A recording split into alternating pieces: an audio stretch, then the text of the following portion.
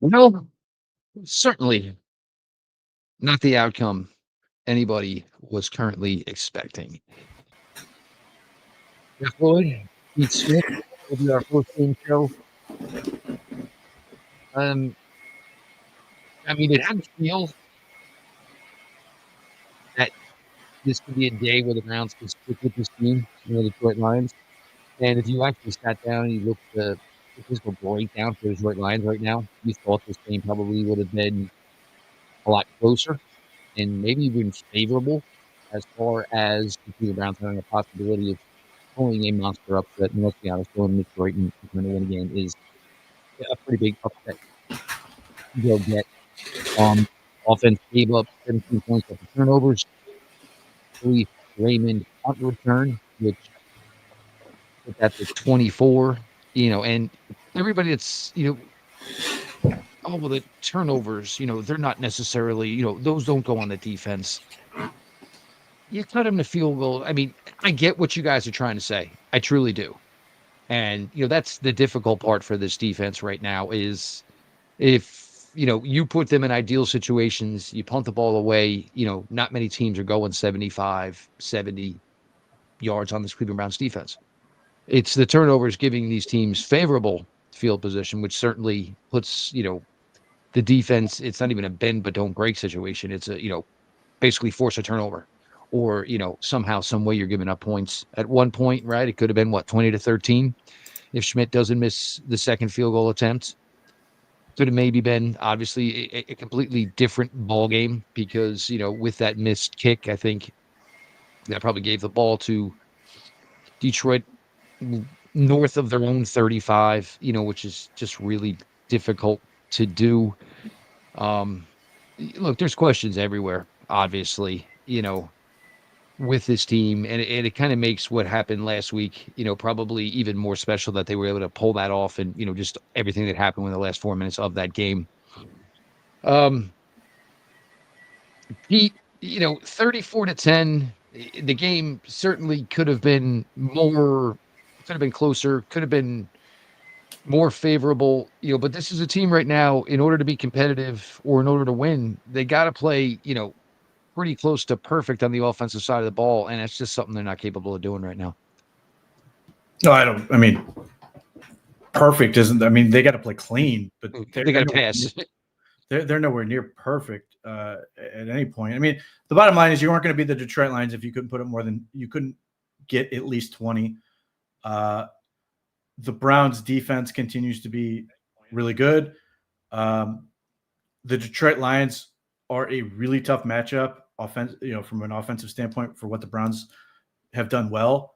I thought the Browns did actually better than I thought they would in some respects, because I thought if the Browns shut down the Detroit Lions, like that was sort of it as far as teams that I could see that would sort of really test this group. That doesn't mean they're going to, destroy everybody else, but it means they could. Offensively, the game started out better than it had, or better than I expected, I guess, from that standpoint. They came out with some juice. They had some stuff going early. They scored the touchdown on a pretty good drive up until they got down to the, basically the 1 yard line. And it looked less clean, but still got the job done. The offensive line played well enough. And then from there on, the offensive line was a really tough spot. Joe Flacco didn't play well. And then when, they did have opportunities, they got the ball downfield and some of the other things, they didn't capitalize. So when those things happen, this team is not equipped to overcome those issues. They don't have the firepower. They've got to make the most of the opportunities they have. They didn't. And when you are doing that over and over and over again, the Browns are eventually going to lose. It's not even the defense is getting beat. It's just you give them enough opportunities, something's going to give. In this case, it was special teams. But overall, and the turnovers and everything else, I kind of expected this game to play out like this. I was hoping the score would be a little bit different, but just the enormity of last week's win, trying to go on the road against another really, really strong opponent. I mean, the talent on the Lions roster is extremely high. The difference was clear over the course of the game, and the Browns were still able to hang with them for much of the game and before, it became just too much to bear. And, let's not anybody forget, and this is kind of, I think that's something that maybe happened, over the offseason. Everybody just seemed like the Vikings were, a top-notch team to beat in the NFC North because J.J. McCarthy stringed together a couple of nice drives in August of 2024. Um, the Bears, certainly the head coaching, acquisition of bringing Johnson in, everybody just assumed the Bears were going to be a better team. The Packers certainly picked up a lot of momentum 10 days before the beginning of the regular seasons with the season with the Micah Parsons addition. But, I got to talk with, and Pete knows him, anybody football content wise knows Jeff Risdon, and Jeff Risdon, great guy, in addition to really knowing this Detroit Lions team really well. And Jeff was, kind of what my belief is, did everybody just forget who the hell the Detroit Lions were? This is the two-time defending NFC North champions. 2 years ago, went to the NFC Championship game. Last year, injured beyond belief. And, the playoff run obviously ended early to an upstart Washington team at home, a game that not many people were expecting at that point. But Pete, it's a lot of inconsistencies with this team. And, Jerry Jeudy is on pace to probably drop more passes than he did last year, possibly by next week in London, it feels. Cedric Tillman is apparently injured again, which would be 4 straight years that Cedric Tillman could be looking at missing a decent amount of time due to injury. That goes back to his final year at Tennessee. Quinshon Judkins, look, I have zero issue with Quinshon, but it's all you got right now. And I think nobody's, to this point, any film they're seeing on the Browns, they're not scared of Quinshon, because that's what they're going to key on. Because you know what? Show me you can beat me with something else. And I'll tell you right now, if I was calling defense against the Browns right now, that is exactly what I would be doing, because I think this is the only thing that can beat me. And, you're going to run the kid into the ground. I don't know why anybody else can't get a handoff, run some variety, mix some things up. Isaiah Bond, I think I want to give a little credit for it, because I think if you put Isaiah Bond under the belief of he didn't get here till a few days before the final preseason game. So essentially we're talking, a little over a month for Isaiah Bond that he's been here. And obviously his role is going to continue to pick up here. They're going to have no choice. Flacco, and this is my issue with it, is, and Pete, you laid this out, I guess, I don't know if it was last week, the week before, when we were on this, why he's out there. And obviously more of it's an extension of the coaching staff and making sure everybody's lined up. But I mean, you can't be giving the ball up 3 times. Not necessarily everything is his fault, but so much of this Browns offense right now, and you look at the skill, so much of it is, guys who you think are going to be part of the answer. Jeudy, Bond, Fannin, Sampson, Judkins, and right now the quarterback, who certainly is not part of the future. You can't be turning it over 3 times. Look, I understand you were playing a really strong Detroit defense, a really strong Detroit defensive line. But it's killing you that if that's the guy that's kind of holding everything together and making everybody get in line so the play can get off, and he's certainly not, assisting this team at times. And look, you can have it both ways and say there's balls that are not being caught that he's throwing. It's fair. It truly is. But I mean, this team is more about the Fannins, the Judkins, the Sampsons, the Bonds, et cetera, than it is anything about the Flacco name and just the way it's going right now. And even though you put Gabriel in, there were 4 minutes left in the game. Let the kid run a drive. Like, what did you put him in for, to hand it off a couple of times just to punt? I don't get it. So I'll disagree on a lot of it. Joe Flacco's bad. You're not going to get better. You can't block. And some of this is who you were playing. And this is why I highlighted this as a huge problem. The Browns can't block Aiden Hutchinson to save their lives. It's just fair. Not a lot of teams can. Right. It's no different than, you're asking Cornelius Lucas to block Myles Garrett. You're just going to lose. It's just a question of how many times. So I don't have, too much of an issue with that stuff. The problem you run into is if you're going to single block Hutchinson, there's an implicit agreement that the ball has to come out. And there were too many times where the ball didn't come out. And it allowed plays to happen. So either Flacco's got to get out of the play, which, to his credit, I thought Jared Goff, I don't think Jared Goff was good. But he got out of plays that weren't there. And reduced the damage. He didn't take bad sacks. And beyond that, I mean, he got hit plenty of times, and Flacco got drilled a number of times. The running game, look, Quinshon Judkins is the offense right now, and I have no problem with it. Even when teams know it's coming, the Browns have started to figure out ways to use false keys with Harold Finn and some other things to set up some really good runs. So even though teams know it's coming, they're having trouble stopping it, which included the Lions in this game, and set up Quinshon Judkins to be really good. It's difficult to put Dylan Sampson on the field right now because they cannot block. And unless you're putting him out wide, which they did, and then it just comes down to where's the ball going to go on a given play, because you can't ask Dylan Sampson to do anything in protection. So your answers are at that point either Quinshon Judkins or Jerome Ford. And Jerome Ford, as far as I know, every play but the draw they tried to run was him in pass protection. So that's sort of the deal. He's an extension of your pass protection from that standpoint. Jerry Jeudy's incredibly frustrating because on the one hand, he can be really good. There are times where he's justifiably frustrated with like the one play that was contested by the sideline. It just felt like Flacco was late, and that allowed the DB to make a play on the ball that Jerry Jeudy might have caught. But if the ball's out on time, I think he makes that catch. Now, the problem is Jerry Jeudy also does the thing where he drops the ball, which would have been an explosive. The Browns took the shot that everybody wants them to take, and he couldn't pay it off. In the same way that Harold Fannin couldn't pay it off, Flacco made two great throws as he's getting absolutely drilled. So from that standpoint, changing quarterbacks doesn't solve anything right now. It doesn't mean – I'll put it like this. I am just as curious as everybody else what Dillon Gabriel can do in this offense.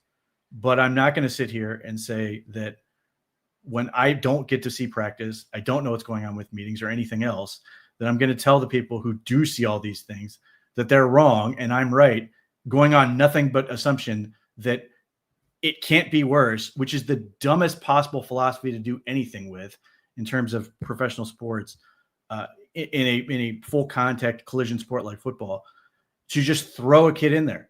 If he's not ready, if the Browns are telling you that Joe Flacco is your best path forward, then I'm going to listen to them and say that either Dillon Gabriel is not ready, or the combination of Dillon Gabriel and the offensive line is not ready to put him out there. Because if he was out there in this game, he would have been killed. Aiden Hutchinson would have been his blind side in this case, with bad protection to that side. So, these are the choices you have to balance against. Dillon Gabriel was going to get pasted in this game in the same way that Joe Flacco did, and that everybody was going to immediately move on and say, Dillon Gabriel's no better. Let's move on to the next one, because that is what happens with these type of things. So I don't get caught up in that. Joe Flacco, the one thing I can go off of is what I see from Joe Flacco. It's not good.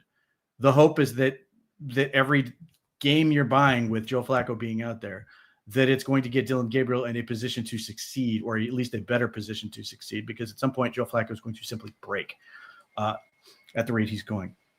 But you are hoping that you can get Jack Conklin back. You are hoping that you can get some sort of stability at left tackle when Jack Conklin comes back. You are hoping to get better play out of your front five and be able to do more of the things you want to do.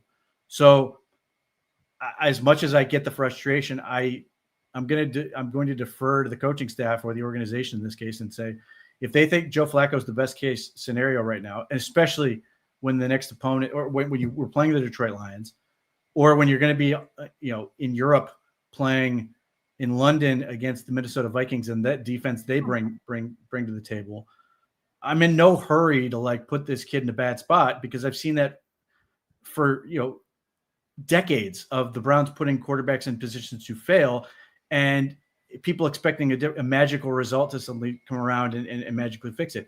Dillon Gabriel's legs are not going to fix the not blocking Aiden Hutchinson. Dillon Gabriel's legs are not going to fix the amount of pressure, because what's happening right now is you are because you can't protect for long enough, and we saw the Browns try to shake things up by taking those shots late in the game.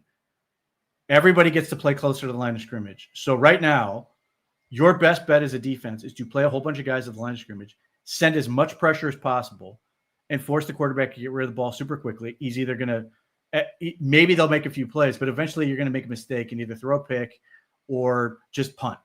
That is what's happening right now. And Dillon Gabriel is not going to fix that problem, even though you would like to think he's going to operate quicker. He's going to get the ball out sooner.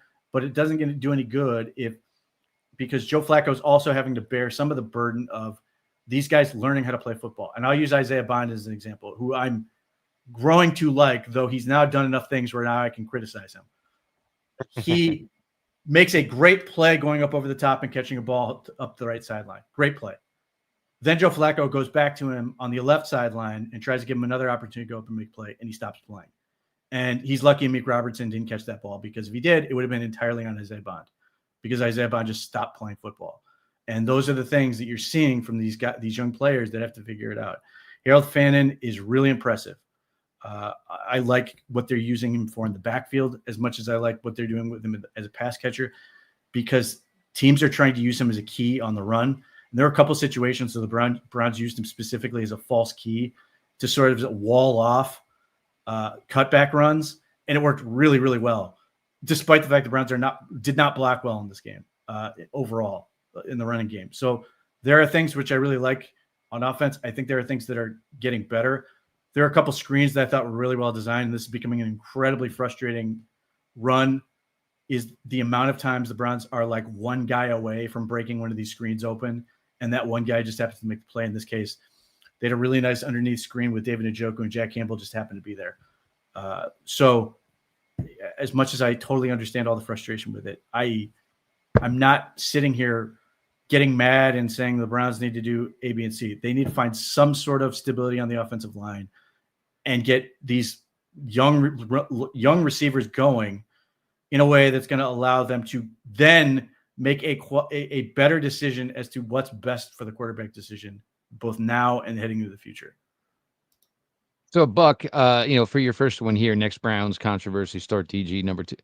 Look, I think we're probably split, because my thing is, until I see that it can't be any worse, that's kind of where I'm at. And, I think I'm going to give Gabriel's legs maybe a tad bit more, not necessarily that he's going to find his way to, avoid Aiden Hutchinson or those types of guys, but the fact that it just brings a little bit more to the table. And maybe on a 3rd and 3, you can just tell Dillon, if you see 3 yards, go get it. If there's on air, I'm not sure if you tell Joe Flacco to go get 3 yards, that Joe can necessarily do that. So Pete is not wrong in some of the things that he's saying. And to think that a 5'11" quarterback would have had Aiden Hutchinson coming from the blind side today certainly scares the death out of everyone. It probably should scare the death out of Dillon Gabriel as well. Also considering that it's not your normal starting right tackle. But, I think we would be split here, and Pete knows that I've kind of been split here, as far as, trying to. The word is wrong. The word is wrong. You've been wrong here. Yes, absolutely. There's no way Sanders was ready to go. There's no way this rookie couldn't go out there and complete less than 50% of his passes, and there's no way this rookie couldn't go out there and commit 3 turnovers. But the difference is, Flacco, again, I hope his kids aren't watching, he's disposable. He doesn't matter in terms of the grand scheme of things. If he gets hurt, honestly, there are fans who will just drag his body off the field and move on. Dillon Gabriel gets whacked and taken out by Aiden Hutchinson in this case, and he's injured. Where do you go at that point? It's September. You have to play 4 more months of football. So you have to have some semblance of a plan here to get through this. And unfortunately, the Browns, this is where I sort of have to give some credit. The Detroit Lions are really good. Like, this is part of the problem. The Browns came out and they got the Bengals game. They could have, should have, would have, whatever. They play the Baltimore Ravens, who even at 1-2, I think most people think are a good team. They beat the Green Bay Packers. They lose to the Detroit Lions, who were odds-on favorite to win the Super Bowl last year based on their talent. I don't think, for what it's worth, I don't think they're as good this year, partly because they are still missing a bunch of guys from injury, because they had basically the Browns 2023 season where they just kept, by the end of the season, it looked like the car at the end of Tommy Boy in terms of just the amount of guys they had lost over the course of the season. And some of those guys are still not back. And this team was giving Jamal Adams. They were giving Jamal Adams serious reps last year. And they lost both their starting corners in this game. I don't know, for how long, but Terrion Arnold and Reed both went out. So I have to give the Detroit Lions really good credit. I mean, the Browns aren't there yet, and they're just not going to be, which is, obviously frustrating to sort of deal with and have to endure. But it is what it is. They're going to have to play this. They've got to play the Minnesota Vikings next week, and all of a sudden, the Minnesota Vikings look like a weirdly interesting game because Carson Wentz looked awful today for the most part. Their offensive line is in awful shape. I don't know what happened to Brian O'Neill as far as if he came back or not, but they had multiple backups in that game, and they just got absolutely swarmed by the Pittsburgh Steelers pass rush. So if that remains steady, that'll be interesting because the Browns will theoretically be all over Carson Wentz next week. The Detroit Lions were the antidote to a lot of the things the Browns do really well. Even coming into the season, when you just look at sort of structurally what the Detroit Lions do well, line of scrimmage, both sides of the ball.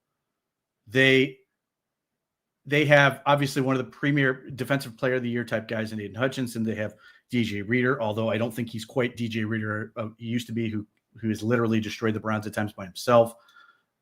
They have a number of players that are able to contribute on the defensive line, though. And then the offensive line, far and away the best the Browns have faced this year. And the Browns were still a problem for Jared Goff. But Penei Sewell, Tate Rutledge, Taylor Decker, those guys did a really good job on allowing the Detroit Lions to run the ball in a way that nobody else has run. And that's to say that even with all of that, the Browns defense still played really well, which is why I'm sort of from that end, sort of encouraged by where this thing goes. But obviously everybody's got to focus on the offense, which I totally understand. But they got to figure this thing out, and they're not playing against tomato cans. That comes in a couple of weeks, and if the Browns can endure this without losing a bunch of guys to injury, I will be very curious to see if they cannot run off a bunch of wins, or at least play significantly better than going against teams that many are picked preseason to be in the Super Bowl. The Browns aren't that, and that is sort of unfortunately what you're dealing with. They beat one of those teams. So yeah, they do get credit for beating the Green Bay Packers. Absolutely.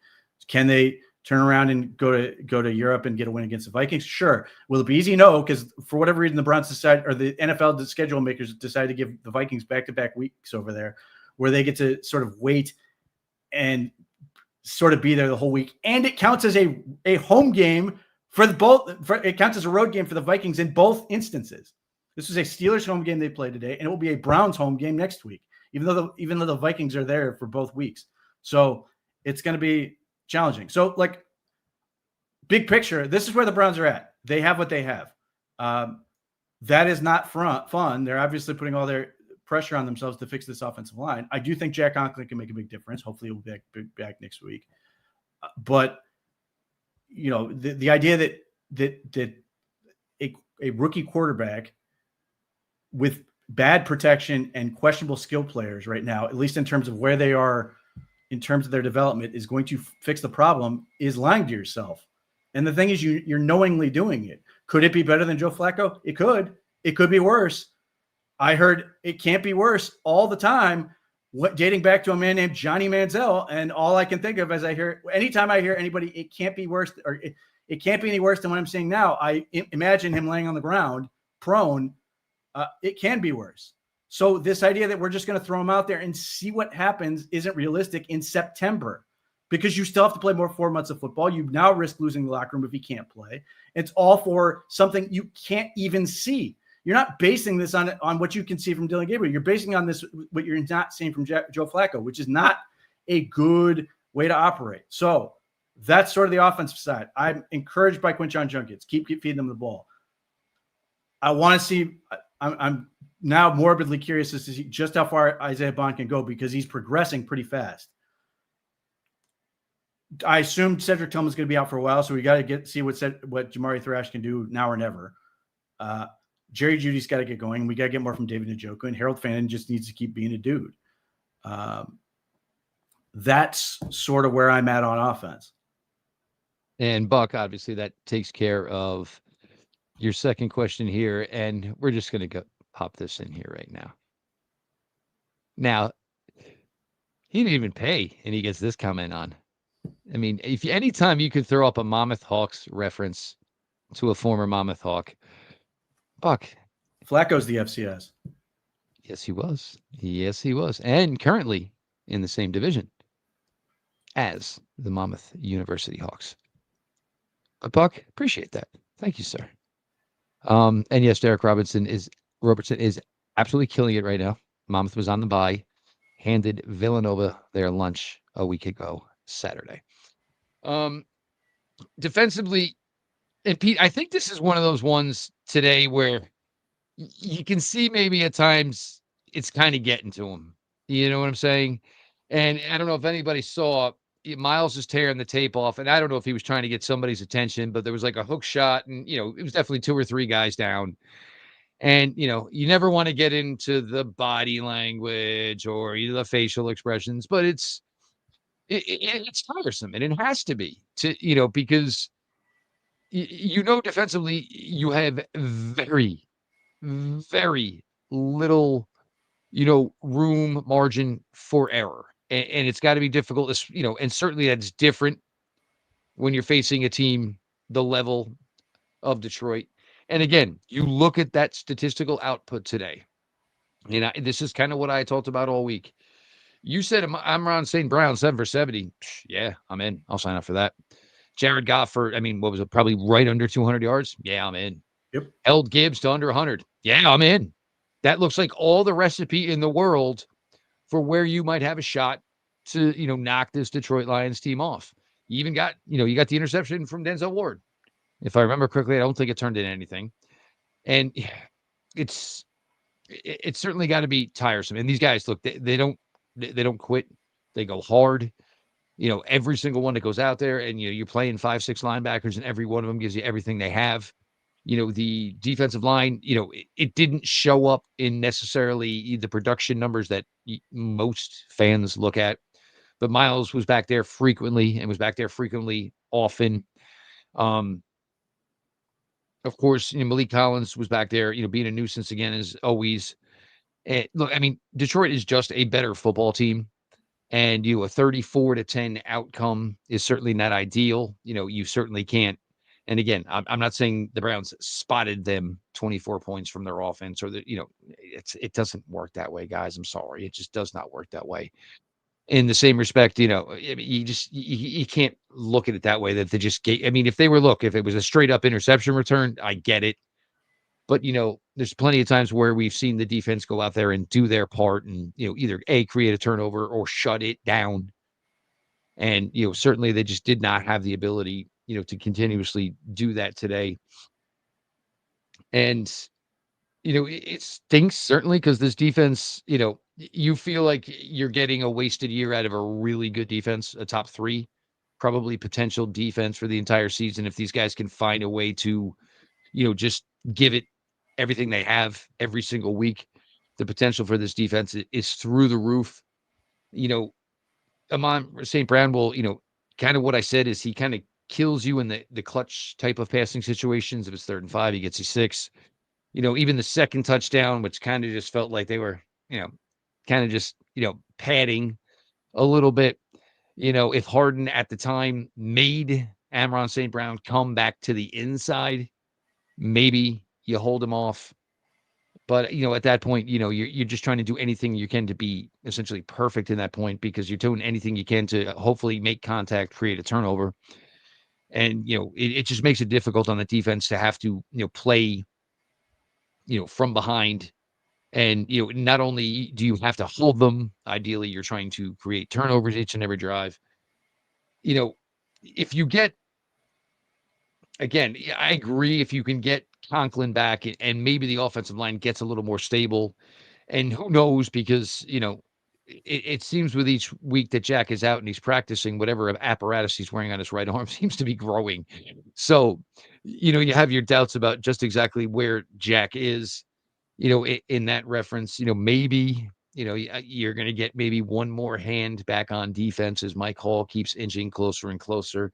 Maybe it won't be next Sunday. My guess is you would probably shoot for the Sunday after that. But it's tough in that respect where, you need the defense to be perfect. You certainly can't give up a punt return. And I think everybody's just kind of frustrated because, this offense, and you get to situations where it's, 2nd and 2, and then it's 3rd and 2, and then it's 4th and 7, and then they're punting, or it's, 1st and 10, 2nd and 10, 3rd. And it doesn't see, it seems like when something goes right for the Cleveland Browns on offense, you almost kind of look and you want to look back at the replay and say, well, what kind of maybe went wrong for the defense that was on the field for the Cleveland Browns to have something go right? Look, I think the defense was really good. The Detroit Lions made a couple plays because they're good. They have the guys to do it. They have some concepts they can utilize to give them Browns some problems. I was surprised that the Browns basically went with their guys as is and just said, we're going to do this. This is how it's going to work. And they were really successful. So I'm buying stock in Miles Harden as Feisty. the slot corner. Now, we'll see where it goes from here, but I thought he played really well. There were multiple instances in coverage where he's running step for step with guys. He's right there, right in the spot where he's supposed to be and defending passes. Greg Newsome continues to play pretty well. Denzel Ward is obviously really good. So you're getting a lot of really good play from you're getting really good play from that group, which, given how good the offensive line for Detroit was, I was a little worried that Jared Goff would have time to pick them apart. Now, the Browns were able to generate enough pressure to sort of prevent that. And then, this was a situation where pressure finally did break pipes, and Jared Goff completely misread one coverage, threw an arm punt to Denzel Ward, which he misread because he thought he had the whole right side of the field to launch a ball to Jameson Williams. He did not. Unfortunately, the Browns only got 3 points out of that, but still good stuff. And they had made numerous stops and forced punts and everything else, and got the 4th down stop. So it was sort of interesting to watch Jack Campbell because it really does seem like that's a really interesting corollary for where Carson Schwarzenegger is right now. I think those two are pretty similar in how impactful they are as players. The game frame, the broadcast framed it as running away from Myles Garrett. I honestly think all their success was just simply running right because those are where the big guys are. Their best run. Who's not going to run behind Sewell? Who's not going to run behind Sewell? Sewell and Rutledge and tight ends on that side. But it wasn't as bad as I thought it was going to be. I thought the Browns would have more problem than they did. I thought Isaiah McGuire competed well in that, even though they got pinned a couple times and found their way to get some explosives, which the Browns haven't been giving up. But overall, they did well. That part of this is it's frustrating. I don't buy into the idea that the Browns are wasting a good defense. One, it's too early in the year, and two, this defense isn't going anywhere. What are they going to lose in another year? The fact of the matter is that if they are able to get something going offensively at some point here again, the next couple of weeks, their schedule hopefully softens up quite a bit, and maybe they can start winning some football games and get on a little bit of a run. It's been really daunting. And I think as much as I think the schedule has revealed the problems with the offense for everyone to see, offensive line, quarterback, and young skill players, if you are going to pick when to go through these issues, you'd think, at least if we're going to get our losing out of the way, it was against the best of the schedule they're going to face. And that's not to say the schedule will get, they're not going to face anybody more difficult by the end of the year. It's just to say that if they can get clicking, and they've sort of gotten through this thing for the most part, that hopefully they will come down on the other side and gain some confidence and find some ability to get it going. But from Myles Garrett was phenomenal. He absolutely cooked Penei Sewell and Taylor Decker multiple times. Never got a sack. Got damn close a couple times. Had Isaiah McGuire absolutely destroyed Taylor Decker for a sack, which was unfortunately negated by a holding penalty. on Denzel Ward. But still, you're seeing these guys continue to play well. Malik Collins continues to be, to me, playing a all-pro year from him. Mason Graham continues to be good, even though I think his PFF grades are going to be terrible for this week just because of the matchup he was with. But it never felt like he was getting dominated or anything. Like, I just felt like they were competing, and on some of the reps they were winning and some of the reps they were losing. I don't buy the idea that the Browns defense is sort of sitting there like, I'm sure they're frustrated they're losing. I think some of the what people are going to inevitably say is frustration aimed at the offense is frustration because they know they can be basically perfect, and it frustrates them when they actually do get beat. Now the losing is eventually going to carry a toll on this thing, but I don't think we're there yet, because even at the end of the game, you're still watching this group fly around, including Myles Garrett. In the waning moments of the game, he's pursuing and taking away a run from the backside. So I don't worry too much about that stuff. The bottom line is, would I rather, if my choice is, do I have a great defense or not have a great defense? I'm going to have great defense. That's an easy choice. So I don't get too caught up in that. Ronnie Hickman had the one bad missed tackle against Jahmyr Gibbs, but I think overall he's okay. Again, if we're talking about Ronnie Hickman and Miles Harden as your 10th and 11th worst players on the defense, I think you're doing pretty good. So I don't worry about that stuff. It's about everything else in terms of getting that stuff squared away. But like, again, the scoreboard, not unlike the Ravens game, lies to you in some respects. I love where the defense is headed. I am really excited to see what they can do next week against Minnesota. If it's Pennsylvania again, if it's bad offensive line play, even with the receivers, I think they can absolutely torture that offense and hopefully put this team in a better position to win, cause turnovers, all that stuff. Namaste. Well, I mean, look, I get it, but you don't have to give up touchdowns just because there was a turnover. Okay. I understand it's putting more pressure on the defense. I absolutely get it. 100%. But, you can do something. It doesn't just have to be that the Browns offense turned it over. That automatically means it turns into a touchdown. Pete, line of the day from Cam Ward. If we keep it a buck, we ass. Tennessee Titans. Yeah. Basically what you just said. If I'm Brian Callahan, I am packing up. If I'm Brian Callahan, I'm packing up my bags. I'm out of here because my quarterback just literally called my team ass. So there are a lot of bad teams in the league. The Browns just don't get to play any of them. A lot of bad teams. Unfortunately, the schedule does not fall that way for the Cleveland Browns this year. No question about that. Having the NFC North on the dance card this year certainly is no easy task in any way whatsoever. The good news is, however, that 2 of those 4 games are now over.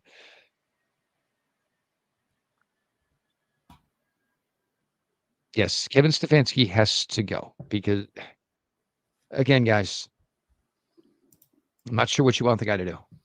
I'm at least saying, hey, let's see the rookie because maybe it could be better. But we told you all of this in January. The Browns are over whatever the quarterback market is, free agency, trade, the draft. And actually, well, here you go. The number 1 darling of the draft is currently 0-4 and just told you that the team he's currently playing for is ass. Guys, there was never the option that would have satisfied anybody. It was never there.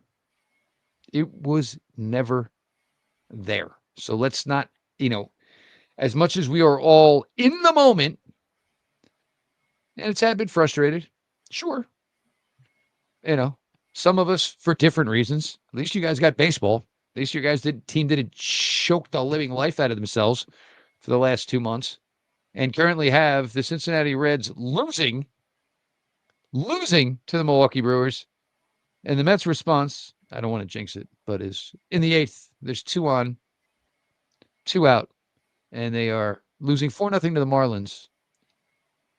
And the final weekend of the season where they may lose 2 out of 3 to the Miami Marlins. So at least you all have the Guardians. Let's go with that. See what else Buck's got for us. I have no idea what facts Shador is speaking. Listen to me. All Here I is heard, the all I heard from one, all I've heard from Shedeur so far is a guy who needs an agent, and two, that a guy who everything. shouldn't be being interviewed. How many times did anybody sit down and talk to DTR when he Well, was quarter from 3? but that's because I'm going to go out on a limb and say that's because he had an agent. Yeah. But additionally, everything Shedeur said that I saw was opinion. I mean, he said he's capable of playing as well as a bunch of starters in the league. Well, Joe Flacco is theoretically capable of playing like an MVP. It doesn't mean anything. Got to do it. And the last time we saw him, he was terrible against guys at the end of the roster in the preseason. So I hope he's getting better. I would love nothing more than him to be everything he believes he is. But the evidence suggests he's not there, at least yet. Hopefully. And the other thing is I mean, better. could you imagine Shedeur playing behind this offensive line? No, he'd be dead. I can't. I mean, he'd be over. you know. He'd be injured. The other part about this is like, at no point do I ever sit here thinking the Browns are going to fire Kevin Stefanski. It just does not cross my mind. I understand the argument that people are going to make, which is basically boils down to body of work and where the Browns are versus when he started. And you can have that argument, and I doubt I'm going to change your mind. But I think for what I see around the league is a whole bunch of terrible coaches that legitimately are bad, as opposed to, well, I don't like my guy right now because they're not doing very well. You know, like DeMeco Ryans was basically right there with Kevin Stefanski, in Coach of the Year, and the Texans are awful. They are god awful. They won today. They have the same record as the Browns now, but there is no hope right there in Houston this year for a lot of the same reasons for the Browns. Their offensive line is genuinely awful. Their defense has not been very good, and they are just not getting the job done. And the difference is they're doing it with C.J. Stroud versus Joe Flacco.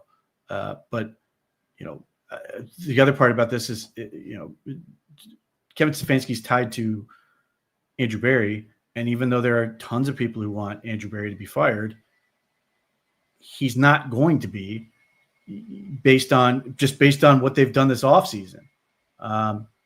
You don't fire the guy. You even, again, the Deshaun Watson trade is all the argument you'd ever need to fire him, but they didn't do it. And then he responds with, both of you, you didn't fire him, and then he responds by having a really good draft.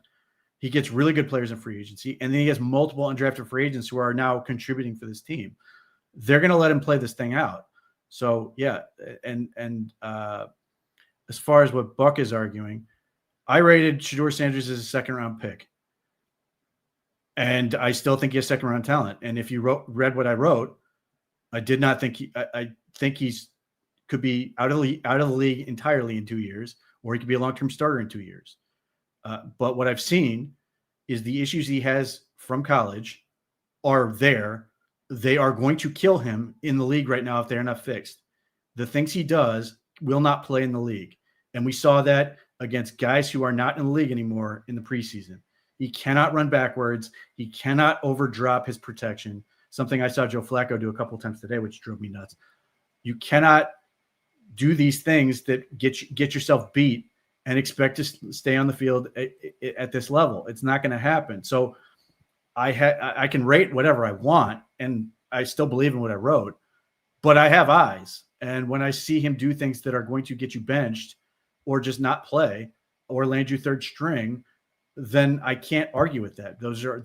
That's just it. So he's where he's supposed to be based on how he's played to this point, which is not to say it's the end of the world, because again, the Browns could draft a quarterback this coming year. That quarterback is not ready to go. And Shedeur Sanders could be your starter next year, so long as he does the work and improves the areas where he was deficient. Dylan Gabriel could be your starter next year. They could pick and be good, or they could go with another veteran.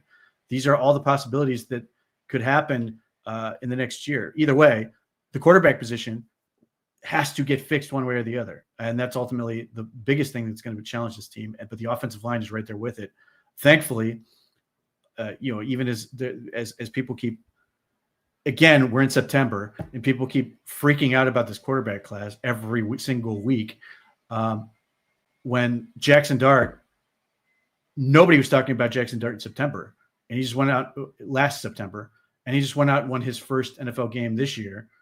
Was a first-round pick. Has looked nothing but impressive so far. I would suggest for anybody who's sitting there freaking about the college quarterback class, let it play out.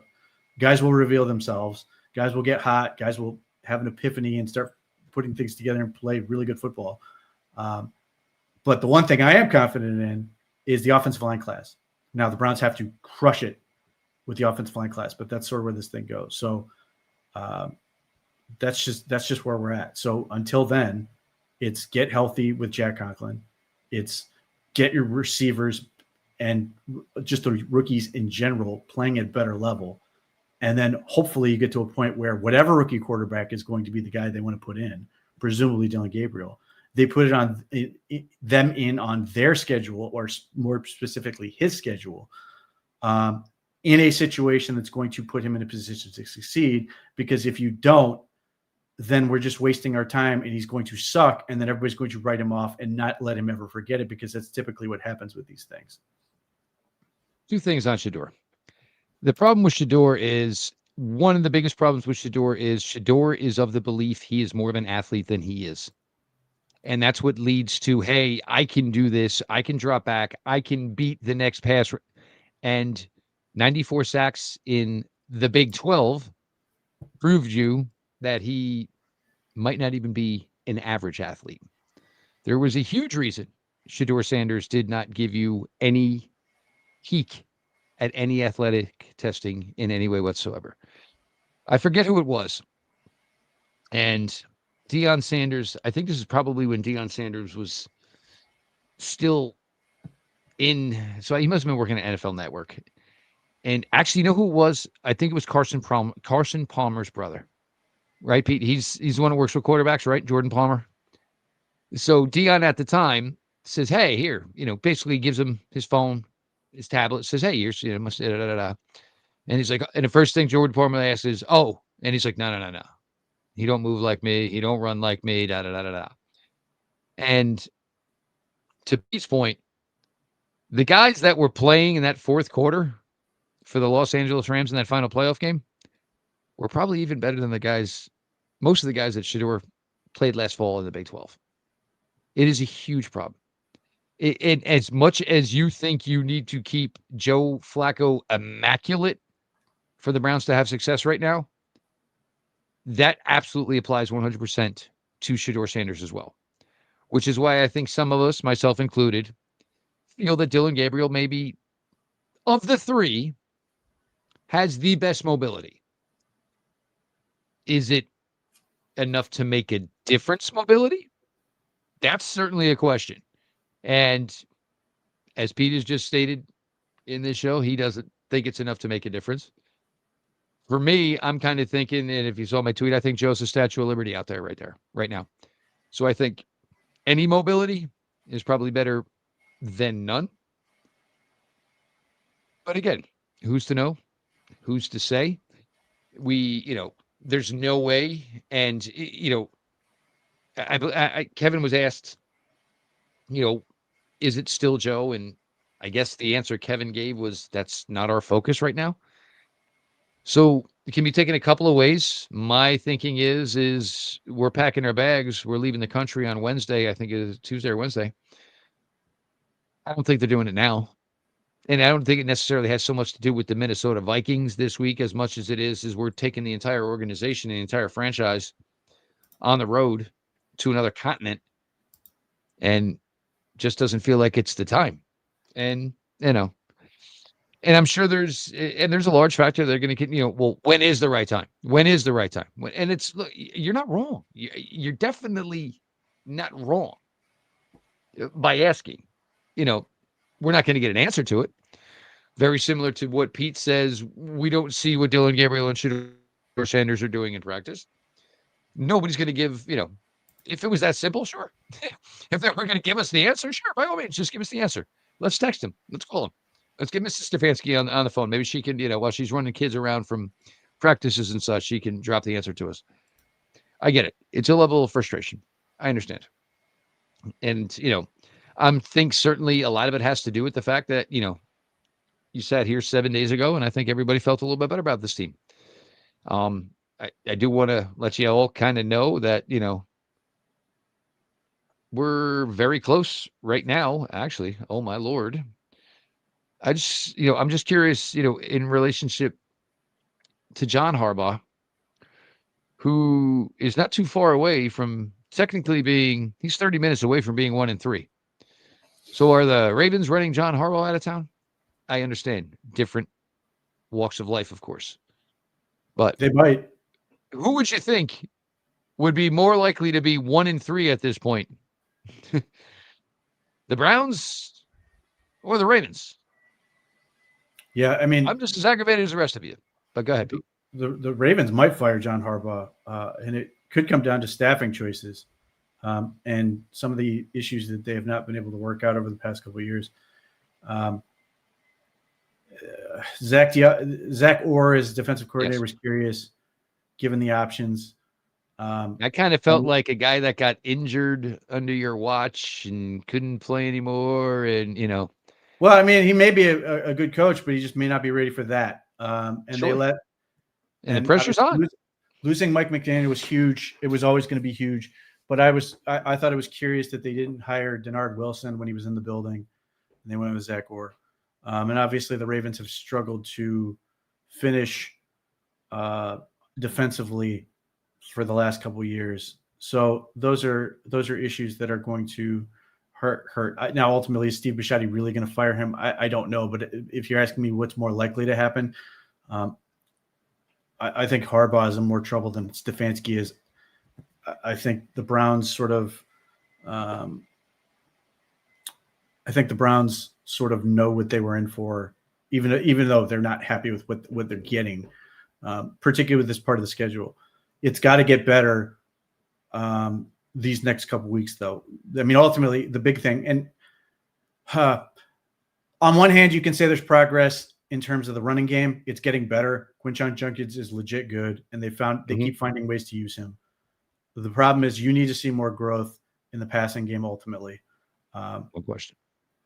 And that's, if you look like this when you face the Miami Dolphins, if you look like this against the New England Patriots, if you look like this against some of the teams that the Browns are going to face that are after this initial slate, then we're going to have a real problem. And obviously, I think at that point, they will make a change at quarterback, hopefully with a little bit more suitability around them. But the state of things right now, they don't have – Quinshon Judkins is the one thing they can count on, more or less.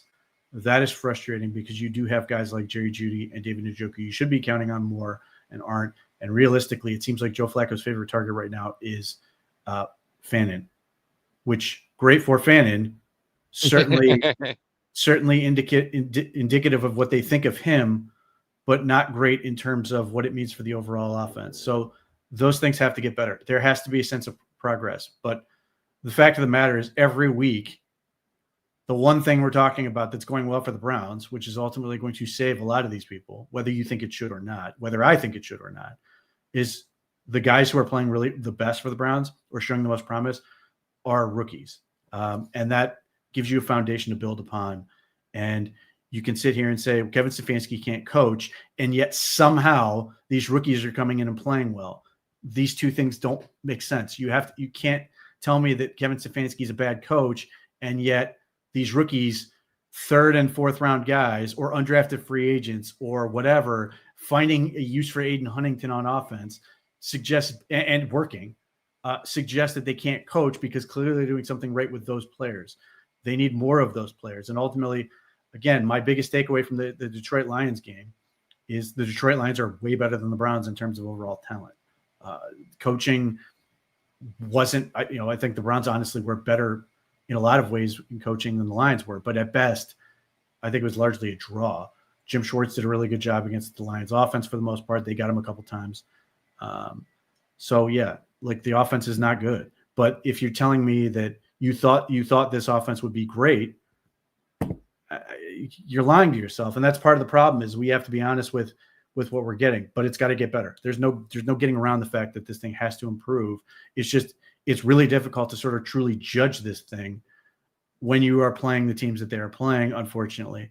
But as I said from the get-go, you are not going to beat the Detroit Lions by not scoring more than 20 points offensively, or I should say 20 points. If they could have done defensively, special teams, or otherwise, they would have. But that's sort of where we're at right now. What you learn from watching a team like the Detroit Lions play today is, I don't know what percentage you want to give it to it, but I mean, if you say they played 70% or 75% to the best of their abilities, when you're a team like the Detroit Lions, there's weeks where that's good enough. Yep. The Browns, that number's got to probably be significantly higher than that. And, Yeah.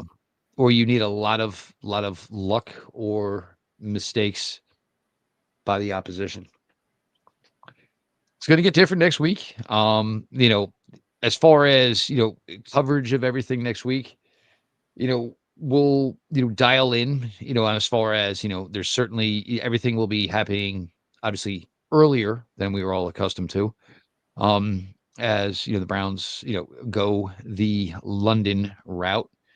And to be honest, Pete, I think maybe getting the hell out of Dodge right now and maybe even completely leaving the country may not be the worst idea in the world right now. Get everybody away, try to soak in, the ambiance and, go play a game on, obviously completely different soil. The OBR's Jack Duffin, I'm sure, is thrilled that, none of this will affect his bedtime, obviously, for 1 week, at least, of Cleveland Browns football. And, you just try to go out there and look, Minnesota's defense is good. And, it's going to be Justin Jefferson. It's going to be Jordan Addison. I'm not sure, about the health of Aaron Jones. But, you basically just tear it down and, find a way. And, you find a way to play hard. And who knows? Maybe knock them off. The Browns, at this point, well, a little earlier, a week from now, could be sitting there at 2-3.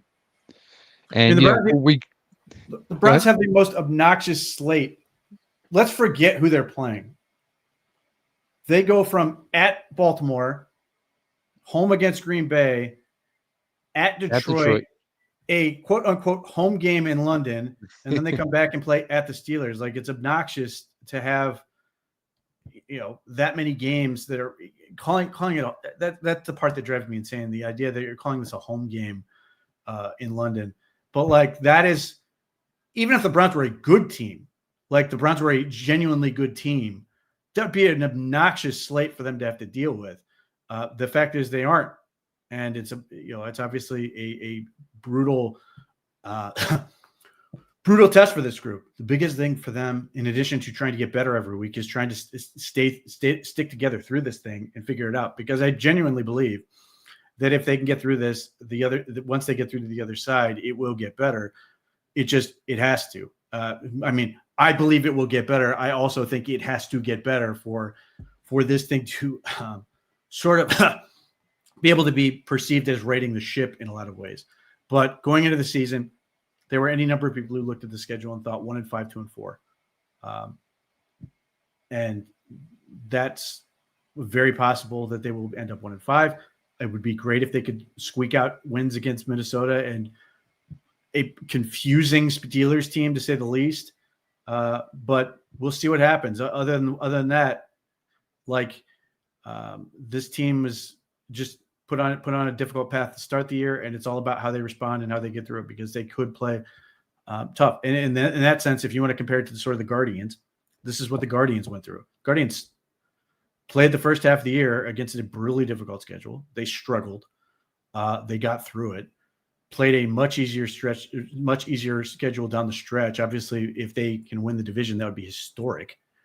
But that is sort of the slate and the setup the Browns have to deal with. I don't think this is a playoff team, but I do think it can get a lot better and it can provide reason to believe in this thing going forward. But the two things that are going to be a conversation basically every week, quarterback and offensive line, aren't going to likely get fixed this year. And that's sort of the part that's irritating, is that they're not going to be a whole lot of answers there. Yes, Dillon Gabriel will likely eventually play, and Shedeur may as well. It's just really difficult to believe that, given the setup they currently have, that it's going to be a panacea and just sort of fix this thing. But the hope is that similar to when Joe Flacco showed up in 2023, that when those guys get in there, that the rest of the offense has sort of stabilized itself. The offensive line was bad. They couldn't run the ball, but their receivers were really good when Joe Flacco started in 2023. He could trust the guys knew where they're going to be, and he threw balls and anticipated guys being open, namely Amari Cooper. It worked out really well. Hopefully, by the time Dillon Gabriel is in there, he can trust that these guys are going to be where they're supposed to be, that they're running the right routes, and that the protection is at least slightly better than it is now, and that they're going a slightly better schedule. If those things happen, I think they can play better football and win more games. And the New York Mets are officially eliminated. Okay, fabulous.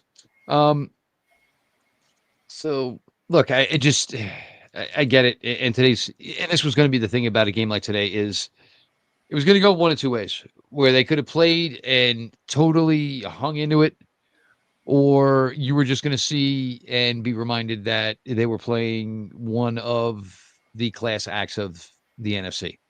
And again, Detroit doesn't have to do everything perfectly. When you are a better football team, sometimes the breaks beat the boys. The breaks find a way for the boys to beat you, hence the punt return, those types of things. But Browns take it. Next Sunday, it's going to, obviously, folks, have yourselves an early Saturday night planned. We'll be up bright and early, obviously, next Sunday. Again, coverage times and articles dropping, and, when the news is dropping as far as the Browns this week is certainly going to be a little bit different, with everything set. And if I think my math is correctly, 6 hours earlier than, our familiar time zone, of course. Most importantly, don't take it with you, folks. You're supposed to watch sports, all of this stuff, to enjoy. Don't carry it with you. It is not the end of the world, as much as we all let it be sometimes. So everybody, kind of get back into the groove, enjoy the rest of your Sunday evening, and we press on through another week. And because the one thing I will remind you is we're already a month through. We're already 4 weeks through and a month through. Nothing goes faster than the NFL season. Browns obviously take one on the chin today. Certainly could have used some help from the offense, certainly some help from the special teams. Detroit Lions are just a better football team, and they absolutely showed that today. Appreciate, certainly, Buck chiming in here, obviously, and for everybody else that comes to the OBR Daily for the best Cleveland Browns written content. Make sure you check out, of course, the VIP access, the insider forums, Ask the Insiders.